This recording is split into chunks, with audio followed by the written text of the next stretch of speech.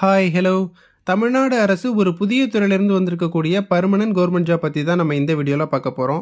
பாருங்க, stationary and printing இந்த டிபார்ட்மெண்ட்ல இருந்து தான் ரெக்ரூட்மெண்ட் குடுத்திருக்காங்க. ரீசென்ட்டா இந்த டிபார்ட்மெண்ட்ல இருந்து எந்த நோட்டிஃபிகேஷனுமே குடுக்கல. ஸோ ரொம்ப வருஷத்துக்கு அப்புறம் இப்ப தான் இந்த போஸ்டிங் கால்ஃபர் பண்ணியிருக்காங்க. என்னென்ன வேகன்சி குடுத்திருக்காங்க அப்படின்னு பார்த்தோம்னா, டெக்னிக்கல், நான் டெக்னிக்கல் இந்த 2 கேட்டகரியில வேகன்சி குடுத்திருக்காங்க. யாரெல்லாம் அப்ளை பண்ணலாம் அப்படின்னு பார்த்தீங்கன்னா, 38 மாவட்டத்தைச் சேர்ந்த ஆண்கள், பெண்கள். ஸோ அது மட்டும் இல்லாம 10th படிச்சவங்க, டிகிரி படிச்சவங்க, டிப்ளமோ படிச்சவங்க, ஐடிஐ படிச்சவங்க இந்த மாதிரி எல்லாருமே அப்ளை பண்ற மாதிரியான ஜாப் தான் குடுத்திருக்காங்க. இந்த ஜாபுக்கு நீங்க எப்படி அப்ளிகேஷன் ஃபார்ம் ஃபில் அப் பண்ணணும், என்னென்ன சர்டிஃபிகேட்லாம் சென்ட் பண்ணணும், அட்டஸ்டேஷன் டீட்டெயில், ஸோ நீங்க போஸ்டர்ல எப்படி சென்ட் பண்ணணும் எல்லாமே இந்த வீடியோல நான் பிரீஃபா சொல்லியிருக்கேன். ஸோ வீடியோவை ஸ்கிப் பண்ணாம ஃபுல்லா பாருங்க. அது மட்டும் இல்லாம இந்த ஜாபுக்கு மட்டும் இல்லாம இதே மாதிரி வரக்கூடிய எல்லா ஆஃப்லைன் ஜாபுக்குமே நீங்க எப்படி அப்ளை பண்ணணும் அப்படிங்கிற அப்ளை வீடியோ நம்ம சேனல்ல தொடர்ந்து அப்டேட் பண்ணிட்டு இருக்கோம். மறக்காம நம்ம சேனலை சப்ஸ்கிரைப் பண்ணி உங்க டிஸ்ட்ரிக்ட் நேம் கமெண்ட்ல சொல்லுங்க. உங்க டிஸ்ட்ரிக்டான நோட்டிஃபிகேஷன் வரும்போது இதே மாதிரி நான் அப்டேட் பண்றேன். ஸோ இப்போ இந்த போஸ்டிங்க்கு நீங்கள் எப்படி அப்ளை பண்ணுறதுன்னு பார்க்கலாம். ஸோ பாருங்கள், இதுதான் அந்த வேலைவாய்ப்புக்கான அஃபிஷியல் அப்ளிகேஷன் ஃபார்மு. ரொம்ப ஒரு சிம்பிளான அப்ளிகேஷன் ஃபார்ம் தான். பார்த்தீங்கன்னா ஒரு சிங்கிள் பேஜில் தான் அப்ளிகேஷன் ஃபார்ம் கொடுத்துருக்காங்க. அதனால எல்லாருமே அப்ளை பண்ணலாம். அது மட்டும் இல்லாமல் அப்ளிகேஷன் பார்த்தீங்கன்னா தமிழ் அண்ட் இங்கிலீஷ் 2 ஃபார்மேட்லையுமே கொடுத்துருக்காங்க. ஸோ ரெண்டுமே நான் டிஸ்கிரிப்ஷனில் கொடுத்துருக்கேன். பட் இருந்தாலும் பார்த்தீங்கன்னா நீங்கள் இந்த போஸ்டிங்க்கு இந்த இங்கிலீஷ் ஃபார்மேட்டில் கொடுத்துருக்கேன் பார்த்தீங்களா, இந்த அப்ளிகேஷனே நீங்கள் பிரிண்ட் எடுத்துக்கோங்க. அப்ளிகேஷனை பிரிண்ட் எடுத்துகிட்டு ஃபஸ்ட்டு பாருங்கள், பாஸ்போர்ட் சைஸ் ஃபோட்டோ ஒட்ட சொல்லியிருக்காங்க. ஸோ ஃபோட்டோவை ஒட்டி அது மேலே உங்களுடைய சிக்னேச்சர் செல்ஃப் அட்டஸ்டேஷன் பண்ணுங்கள். ஃபோட்டோ ஒட்டி ஃபோட்டோ மேலேயும் இந்த அப்ளிகேஷன்லையும் படுற மாதிரி இந்த மாதிரி செல்ஃப் அட்டஸ்டேஷன் பண்ணிக்கோங்க. நிறைய பேர் டவுட்டு கேட்பீங்க, இந்த இடத்துல அட்டஸ்டேஷன் கொடுத்துருக்காங்க, நீங்கள் செல்ஃப் அட்டஸ்டேஷன் சொல்கிறீங்க, செல்ஃப் அட்டஸ்டேஷன் நம்ம பண்ணலாமா அப்படின்னு. நோட்டிஃபிகேஷனில் பார்த்தீங்கன்னா நிறைய நம்மளை கன்ஃபியூஷன் பண்ணுற மாதிரி கொடுத்துருக்காங்க. ஒரு இடத்துல பார்த்தீங்கன்னா செல்ஃப் அட்டஸ்டேஷன் அப்படிங்கிறத சொல்லியிருக்காங்க, இன்னொரு இடத்துல பார்த்தீங்கன்னா அட்டஸ்டேஷன் அப்படிங்கிறத சொல்லியிருக்காங்க. இது வந்து ஒரு பிரிண்டிங் மிஸ்டேக் தான். அதனால் நீங்கள் செல்ஃப் அட்டஸ்டேஷன் மட்டும் பண்ணி அனுப்புங்க. ஸோ நீங்கள் செல்ஃப் அட்டஸ்டேஷன் பண்ணி சென்ட் பண்ணாலே போதும், அப்ளிகேஷனை அக்செப்ட் பண்ணிப்பாங்க. ஃபஸ்ட்டு பாருங்கள், application format for recruitment for the post of அப்படிங்கிறத கொடுத்துருக்காங்க. என்ன போஸ்டிங்க்கு நம்ம அப்ளை பண்ணுறோமோ அந்த போஸ்டிங் நேமை நம்ம அந்த இடத்துல எழுதணும். நிறைய கேட்டகரியில் வேகன்சி கொடுத்துருக்காங்க. எலக்ட்ரிஷியன் கேட்டகரி, ஜூனியர் மெக்கானிக்கு, அதே மாதிரி பார்த்தீங்கன்னா டிடிபி டெஸ்க்டாப் பப்ளிஷர், இந்த மாதிரி பார்த்தீங்கன்னா நிறைய கேட்டகரியில் வேகன்சி கொடுத்துருக்காங்க. ஸோ நீங்கள் எந்த போஸ்டிங்க்கு அப்ளை பண்ணுறீங்களோ அந்த போஸ்டிங் நேமை எழுதணும். இதில் காமனாக பார்த்தீங்கன்னா இந்த டைம் கீப்பர் கிரேட் 2 இந்த வேகன்சி தான் பார்த்தீங்கன்னா 10th படித்தவங்க மட்டும் அப்ளை பண்ணலாம். ஸோ 10th தாண்டி எந்த எக்ஸ்ட்ரா குவாலிஃபிகேஷனுமே கேட்கல. மற்ற போஸ்டிங்லாம் பார்த்தீங்கன்னா எக்ஸ்பீரியன்ஸ் கேட்டிருக்காங்க, டெக்னிக்கல் குவாலிஃபிகேஷன் கேட்டிருக்காங்க. இந்த டைம் கீப்பர் போஸ்டிங்க்கு மட்டும் பார்த்தீங்கன்னா 10வது படிச்சிருந்தா எல்லாருமே அப்ளை பண்ணிக்கலாம். அதனால தான் நம்ம இதுக்கு அப்ளை பண்ணுறோம். டைம் கீப்பர் கிரேட் 2 அப்படிங்கிறத எழுதிக்கோங்க. அடுத்து பாருங்கள், நம்மளுடைய பெயர் எல்லாமே பாருங்கள் பிளாக் லெட்டர், அதாவது கேபிட்டல் லெட்டரில் எழுத சொல்லியிருக்காங்க. ஸோ உங்களுடைய பெயர் எழுதிக்கோங்க. அடுத்து ஃபாதர்ஸ் நேமு, ஹஸ்பண்ட் நேமு, ஆண்கள் பெண்கள் இருபாலருமே அப்ளை பண்ணலாம். அதனால் பார்த்தீங்கன்னா உங்களுடைய ஃபாதர்ஸ் நேமு, உங்களுக்கு மேரேஜ் ஆகியிருந்ததுன்னா உங்களுடைய ஹஸ்பண்ட் நேம் கூட நீங்கள் எழுதிக்கலாம். அடுத்து பாருங்கள், போஸ்டல் அட்ரஸ் வித் பின்கோட் அப்படிங்கிறது கொடுத்துருக்காங்க. நம்மளுடைய அட்ரஸ் கேட்டிருக்காங்க. அட்ரஸ் எழுதுங்க. டோர் நம்பரு, ஸ்ட்ரீட் நேமு, அதே மாதிரி ஏரியா, தாலுக்கா வித் பின்கோட் அப்படின்னு சொல்லியிருக்காங்க. கண்டிப்பாக பின்கோடை நீங்கள் மென்ஷன் பண்ணுங்கள்.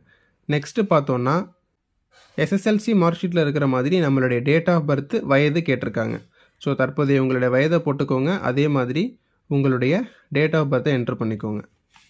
நெக்ஸ்ட்டு பார்த்தோன்னா நேம் ஆஃப் த கம்யூனிட்டி, நம்மளுடைய கம்யூனல் டீட்டெயில் கேட்டிருக்காங்க. நீங்கள் ஜென்ரல் கேட்டகரியிலேருந்து அப்ளை பண்ணீங்க அப்படின்னா ஜென்ரல் அப்படிங்கிறத எழுதிக்கோங்க. இல்லை ப்ரோ எம்பிசி அப்படின்னா எம்பிசி எழுதிக்கோங்க. பிசி கேட்டகரி பிசி எழுதிக்கலாம். எஸ்சி எஸ்டி பார்த்தீங்கன்னா எஸ்சி எஸ்டி கேட்டகரி அப்படிங்கிறத மென்ஷன் பண்ணிக்கலாம். ஸோ அடுத்தது பார்த்தோன்னா 5A முன்னுரிமை விவரம் அப்படிங்கிறத கொடுத்துருக்காங்க. இது வந்து ப்ரியாரிட்டி, இது நான் ப்ரியாரிட்டி. ப்ரியாரிட்டியில் என்னென்ன இருக்குது அப்படின்னு பார்த்தோன்னா எக்ஸ் சர்வீஸ்மனுக்கு முன்னுரிமை உண்டு, அதே மாதிரி மாற்றுத்திறனாளிகளுக்கு முன்னுரிமை உண்டு, இன்டர்காஸ்ட் மேரேஜ் பண்ணியிருந்தாலும் உங்களுக்கு முன்னுரிமை உண்டு அப்படிங்கிறத சொல்லியிருக்காங்க. ஸோ இது இல்லாமல் விடோ, டெசிடியூட் விடோ எல்லாத்துக்குமே உங்களுக்கு முன்னுரிமை உண்டு. இந்த கேட்டகரியில் நீங்கள் வந்தீங்க அப்படின்னா ப்ரியாரிட்டி அப்படிங்கிறத டிக் பண்ணுங்கள். இல்லை ப்ரோ இதில் நான் எதுவுமே வரமாட்டேன் அப்படின்னா நான் ப்ரியாரிட்டி அப்படிங்கிறத டிக் பண்ணிக்கோங்க. இப்போ பார்த்தீங்கன்னா ரீசெண்டாக ப்ரியாரிட்டியில் பார்த்தீங்கன்னா ஃபஸ்ட்டு கிராஜுவேட்ஸ், அதாவது முதல் தலைமுறை பட்டதாரிகள், அதே மாதிரி பிஎஸ்டிஎம் தமிழ் வழியில் படித்தவர்கள் இவங்களுக்கும் பார்த்தீங்கன்னா ப்ரியாரிட்டி உண்டு. ஸோ அந்த கேட்டகரியில் நீங்கள் அப்ளை பண்ணால் கூட இந்த இடத்துல ப்ரியாரிட்டி நீங்கள் சூஸ் பண்ணிக்கலாம். இப்போ ஃபஸ்ட் கிராஜுவேட் அப்படிங்கிறதுல நீங்கள் அப்ளை பண்ணுறீங்கன்னா ஃபஸ்ட் கிராஜுவேட் சர்டிஃபிகேட் நீங்கள் இதோட வச்சு அனுப்பணும். அதே மாதிரி பிஎஸ்டிஎம் சர்டிஃபிகேட் தமிழ் வழியில் நீங்கள் படிச்சிருந்தீங்க அப்படின்னா ப்ரியாரிட்டி கேட்குறீங்க அப்படின்னா அந்த சர்டிஃபிகேட்டுமே நீங்கள் என்க்ளோஸ் பண்ணி அனுப்பணும். அடுத்தது பாருங்கள், எஜுகேஷனல் குவாலிஃபிகேஷன் கொடுத்துருக்காங்க. நான் ஆல்ரெடி சொன்ன மாதிரி இந்த டைம் கீப்பர் வேகன்சிக்கு 10th படிச்சிருந்தாலே போதும், நீங்கள் அப்ளை பண்ணிக்கலாம். அதை தாண்டி நீங்கள் 12th டிப்ளமோ ஐடிஐ இந்த மாதிரி என்ன படிச்சிருந்தாலும் அப்ளை பண்ணிக்கலாம். இதுவே நீங்கள் எலக்ட்ரீஷியன் கேட்டகரி அப்படிங்கிறதுக்கு நீங்கள் அப்ளை பண்ணீங்க அப்படின்னா இந்த இடத்துல குவாலிஃபிகேஷனில் ஐடி எலக்ட்ரீஷியன் அப்படிங்கிறத எழுதிக்கோங்க. நெக்ஸ்ட்டு பாருங்கள், டெக்னிக்கல் குவாலிஃபிகேஷன் கேட்டிருக்காங்க. டெக்னிக்கல் குவாலிஃபிகேஷனில் பார்த்தீங்கன்னா ஆல்ரெடி சொன்ன மாதிரி இப்போ நீங்கள் எலக்ட்ரீஷியனுக்கு அப்ளை பண்ணுறீங்கன்னா அந்த எலக்ட்ரீஷியன் அப்படிங்கிறத மென்ஷன் பண்ணி என்டிசி கோர்ஸ் அதை நீங்கள் மென்ஷன் பண்ணணும், அதாவது நேஷனல் ட்ரேட் சர்டிஃபிகேட். அதே மாதிரி இப்போ டிடிபிக்கு அப்ளை பண்ணோம் அப்படின்னா டைப் ரைட்டிங் அப்படிங்கிறத நம்ம மென்ஷன் பண்ணணும். ஸோ டிடிபிக்கு பார்த்தீங்கன்னா போத் ஹையர் நமக்கு டைப் ரைட்டிங்கில் கேட்டிருக்காங்க, அதனால் தமிழ் அண்ட் இங்கிலீஷ் ஹையர் அப்படிங்கிறது எழுதணும். இப்போ வந்து டைம் கீப்பருக்கு நம்ம அப்ளை பண்ணுறதுனால எந்த எக்ஸ்ட்ரா குவாலிஃபிகேஷனுமே தேவையில்லை. அதனால் பார்த்தீங்கன்னா டெக்னிக்கல் குவாலிஃபிகேஷன் அப்படிங்கிறதுல நான் ஹைஃபன் போட்டுக்கிறேன். அடுத்து பாருங்கள், எக்ஸ்பீரியன்ஸு சேம் அதே மாதிரி தான். டைம் கீப்பருக்கு எந்த எக்ஸ்பீரியன்ஸ் எதுவுமே அவங்க கேட்கல, ஸோ நில் அப்படிங்கிறத எழுதிக்கலாம், இல்லைனா சின்னதாக ஹைஃபன் கூட போட்டுக்கோங்க. நெக்ஸ்ட்டு பாருங்கள், employment registration number and year. நான் உங்களுக்கு சைடில் ஷோ பண்ணுறேன். இதில் லெஃப்ட் சைடில் ஃபஸ்ட்டு பார்த்தீங்கன்னா எம்ப்ளாய்மெண்ட் ரிஜிஸ்ட்ரேஷன் நம்பர் இருக்கும். ஸோ அதை நீங்கள் இந்த இடத்துல எழுதிக்கணும். அதே மாதிரி எப்போ ரிஜிஸ்டர் பண்ணியிருப்போம் அப்படின்னா நம்ம எப்போ 10th கம்ப்ளீட் பண்ணமோ அதற்கு அப்புறமா தான், ரிசல்ட் வந்ததுக்கு அப்புறமா தான் நம்ம அதை ரிஜிஸ்டர் பண்ணியிருப்போம். அதனால் பார்த்தீங்கன்னா அந்த வருஷம். ஸோ ரிஜிஸ்ட்ரேஷன் மந்த்துமே பார்த்தீங்கன்னா சைடில் இருக்கும், அதை பார்த்து அப்படியே போட்டுக்கோங்க. பாருங்கள், அடுத்து டெக்ளரேஷன் கொடுத்துருக்காங்க, நம்மளுடைய சிக்னேச்சரை போட்டுக்கிறோம். பிளேஸு, டேட்டு ஆல்ரெடி சொன்ன மாதிரி 38 மாவட்டத்தில் இருக்கிற எல்லாருமே அப்ளை பண்ணலாம். உங்களுடைய மாவட்டத்தின் பேரை நீங்கள் மென்ஷன் பண்ணிக்கலாம். என்னைக்கு நம்ம அப்ளிகேஷன் ஃபார்ம் ஃபில்அப் பண்ணுறோம் அந்த டேட்டை நீங்கள் அந்த இடத்துல மென்ஷன் பண்ணிக்கோங்க. ஒரு சிம்பிளான அப்ளிகேஷன் தான், வேறு எந்த எக்ஸ்ட்ரா குவாலிஃபிகேஷனுமே நம்மக்கிட்ட கேட்கல. ஸோ இதே ஃபார்மேட்டில் இந்த அப்ளிகேஷன் ஃபார்மை நீங்கள் ஃபில்அப் பண்ணிக்கோங்க. நெக்ஸ்ட்டு பாருங்கள், நம்ம எப்போவுமே பண்ணுற மாதிரி இதே மாதிரி ஒரு A4 கவர் வாங்கிக்கோங்க. இந்த A4 கவர் பார்த்தீங்கன்னா ஒரு 13 ரூபா வருது. இதில் 2 அட்ரஸில் நான் எழுதியிருக்கேன் பார்த்தீங்களா, இந்த அட்ரஸை காப்பி பண்ணி அப்படியே எழுதிக்கோங்க. இந்த அட்ரஸ் பார்த்தீங்கன்னா நோட்டிஃபிகேஷனில் கொடுத்துருக்காங்க. நோட்டிஃபிகேஷனில் பாருங்கள், இந்த இடத்துல commissionerate of stationery and printing 110 Anna Salai அப்படிங்கிறது கொடுத்துருக்காங்க பார்த்தீங்களா. ஸோ இந்த அட்ரஸை தான் நான் அப்படியே காப்பி பண்ணி இங்கே எழுதியிருக்கேன், அதை பார்த்து எழுதிக்கோங்க. அட்ரஸ் எழுதிட்டு அட்ரஸ்க்கும் மேலே நம்ம எப்போவுமே பண்ணுற மாதிரி என்ன போஸ்டிங்க்கு அப்ளை பண்ணுறோமோ அந்த போஸ்டிங் நேமை இந்த இடத்துல மென்ஷன் பண்ணணும். பாருங்கள், application for the post of அப்படின்னு எழுதி டைம் கீப்பருக்கு நம்ம அப்ளை பண்ணுறதுனால டைம் கீப்பர் கிரேட் 2 அப்படிங்கிறத மென்ஷன் பண்ணியிருக்கோம். ஸோ இதில் நம்ம எக்ஸ்ட்ராவாக என்ன பண்ணியிருக்கோம் அப்படின்னா கமென்ஸ்மெண்ட் நம்பர் அப்படிங்கிறத மென்ஷன் பண்ணியிருக்கோம். இந்த கமென்ஸ்மெண்ட் நம்பர் அப்படிங்கிறது வேறு ஒன்றுமே இல்லை, நோட்டிஃபிகேஷனில் இந்த இடத்துல கொடுத்துருப்பாங்க. நோட்டிஃபிகேஷனில் ஃபஸ்ட்டு பேஜில் பாருங்கள், கமென்ஸ்மெண்ட் நம்பர் B12 அப்படின்னு இந்த இடத்துல கொடுத்துருக்காங்க பார்த்தீங்களா. ஸோ இந்த நம்பரை தான் பார்த்து நான் அப்படியே அந்த இடத்துல எழுதியிருக்கேன். இதை பார்த்து நீங்கள் அப்படியே எழுதிக்கோங்க அந்த இடத்துல. அடுத்து லெஃப்ட் சைடு ஃப்ரம் அட்ரஸ் நம்ம எல்லாருக்குமே தெரியும், நம்மளுடைய அட்ரஸ் எழுதணும். உங்களுடைய ஃபுல் அட்ரஸ் எழுதுங்க. கண்டிப்பாக மொபைல் நம்பர் மென்ஷன் பண்ணுங்கள். இன்கேஸ் அவங்க அப்ளிகேஷன் அங்கே ரிசீவ் பண்ணும்போது ஏதாவது ப்ராப்ளம் இருந்தால் கூட நம்மக்கிட்ட கால் பண்ணி வெரிஃபை பண்ணிப்பாங்க. அதனால் கண்டிப்பாக உங்களுடைய மொபைல் நம்பரை இந்த இடத்துல மென்ஷன் பண்ணுங்கள். ஃபுல் அட்ரஸ் எழுதுங்க. ஸோ இதே ஃபார்மேட்டில் இந்த A4 கவரையும் நீங்கள் ஃபில்அப் பண்ணிக்கோங்க. நெக்ஸ்ட்டு பாருங்கள், நம்ம என்னென்ன சர்டிஃபிகேட்லாம் என்னச்சு அனுப்பணும் அப்படிங்கிற டீட்டெயில் கொடுத்துருக்காங்க. ஸோ இவங்களே நோட்டிஃபிகேஷனில் கொடுத்துருக்காங்க பாருங்கள். ஃபஸ்ட்டு பாருங்கள், 10th சர்டிஃபிகேட்டு. ஸோ இப்போ நம்ம டைம் கீப்பருக்கு அப்ளை பண்ணோம் அப்படின்னா 10th சர்டிஃபிகேட் நம்ம என்னச்சு அனுப்பணும். அதிகபட்ச குவாலிஃபிகேஷன் அந்த இடத்துல நீங்கள் டிகிரி டிப்ளமோ அப்படிங்கிறத மென்ஷன் பண்ணியிருந்தீங்க அப்படின்னா 10th certificate, 12th certificate, then degree certificate. So மூணையுமே நீங்கள் என்னச்சு அனுப்பணும். அடுத்து பாருங்கள், இந்த இடத்துல கொடுத்துருக்கிறது என்னென்னா ID certificate, DTP desktop publisher. So இந்த சர்டிஃபிகேட்டும் கொடுத்துருக்காங்க. இப்போ டைம் கீப்பருக்கு இல்லாமல் மெக்கானிக்கு, எலக்ட்ரிஷியன் இந்த மாதிரி வேறு போஸ்டிங்க்கு நீங்கள் அப்ளை பண்ணீங்க அப்படின்னா கண்டிப்பாக அந்த ஐடிஐ சர்டிஃபிகேட்டும் என்டிசி சர்டிஃபிகேட்டும் நீங்கள் கண்டிப்பாக கம்பல்சரி சென்ட் பண்ணணும். டைம் கீப்பருக்கு இந்த சர்டிஃபிகேட் அப்படிங்கிறது தேவையில்லை. அடுத்து பார்த்தோன்னா கம்யூனிட்டி சர்டிஃபிகேட்டு. ஸோ கண்டிப்பாக எல்லாருமே சென்ட் பண்ணணும். அடுத்து பார்த்தீங்கன்னா ஆல்ரெடி சொன்ன பார்த்தீங்களா, employment registration card, self attested xerox copy. அந்த எம்ப்ளாய்மெண்ட் ஐடியை நம்ம செல்ஃப் அட்டஸ்டேஷன் பண்ணி சென்ட் பண்ணணும். அடுத்து பார்த்தோன்னா டிசி, கடைசியாக லாஸ்ட் இன்ஸ்டிடியூஷன் அப்படின்னு கொடுத்துருக்காங்க. கடைசியாக நம்ம எங்கே அந்த டிசி வாங்கினோமோ கண்டிப்பாக அந்த டிசியை வச்சு நம்ம என்னச்சு அனுப்பணும் அப்படிங்கிறதையும் சொல்லியிருக்காங்க. அடுத்து பார்த்தீங்கன்னா எக்ஸ்பீரியன்ஸ் சர்டிஃபிகேட். நான் ஆல்ரெடி சொன்ன மாதிரி இப்போ ஸ்டோர் கீப்பர் இல்லாமல் வேறு ஏதாவது நீங்கள் வேகன்சிக்கு அப்ளை பண்ணுறீங்க அப்படின்னா கண்டிப்பாக எக்ஸ்பீரியன்ஸ் தேவை. அதனால் எக்ஸ்பீரியன்ஸ் சர்டிஃபிகேட் நீங்கள் கம்பல்சரி சென்ட் பண்ணணும்.